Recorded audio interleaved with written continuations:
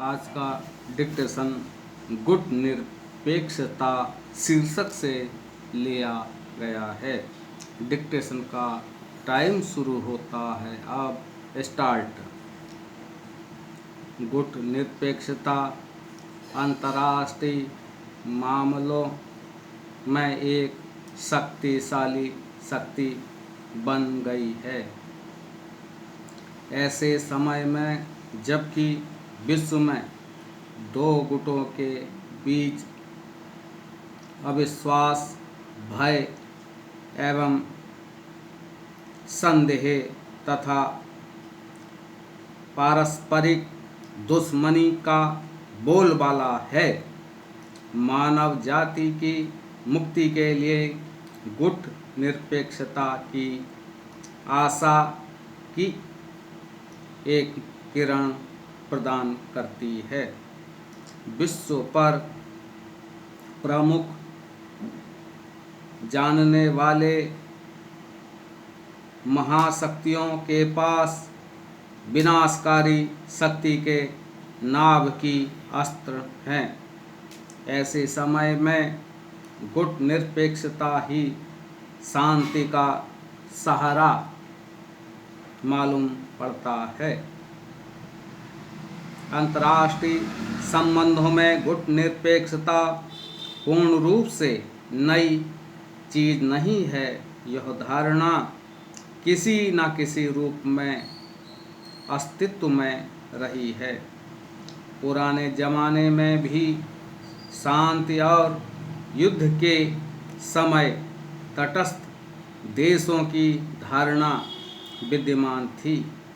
जब कभी दो देशों के बीच युद्ध होता था तो कुछ देश अपनी तटस्थता की घोषणा कर देते थे और अंतर्राष्ट्रीय कानून के अनुसार उनके कुछ अधिकार और उत्तरदायित्व हो जाते थे।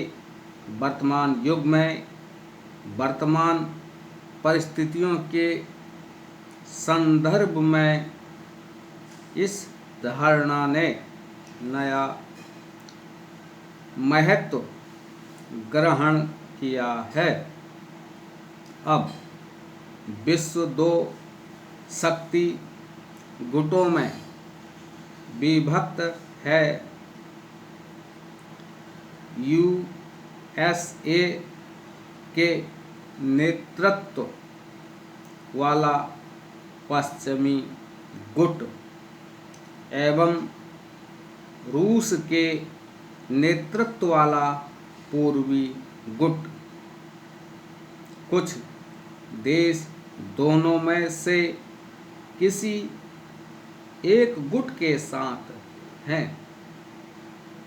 इस प्रकार नाटो नाम का एक प्रतिरक्षा संगठन है जिसमें संयुक्त राज्य अमेरिका सहित बहुत से पश्चिमी देश सम्मिलित हैं और दूसरा संगठन वार्सा पैक्ट है जिसमें रूस सहित बहुत से पूर्वी यूरोपीय देश हैं। इन दोनों गुटों में शीत युद्ध चलता रहता है और यह शीत युद्ध कभी भी गर्म युद्ध में परिवर्तित हो सकता है जिससे इन देशों में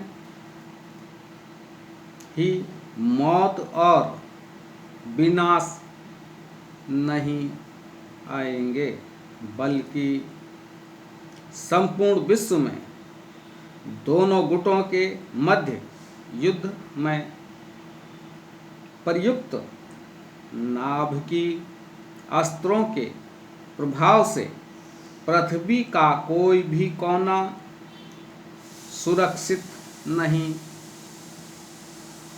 बचेगा। कुछ अविकसित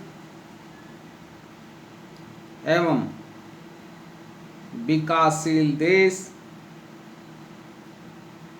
महाशक्तियों के विवादों में अपने को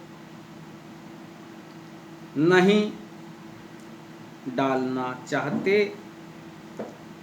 इनमें से बहुत से देश ऐसे हैं जबकि जो कि दास्ता से निकले हैं।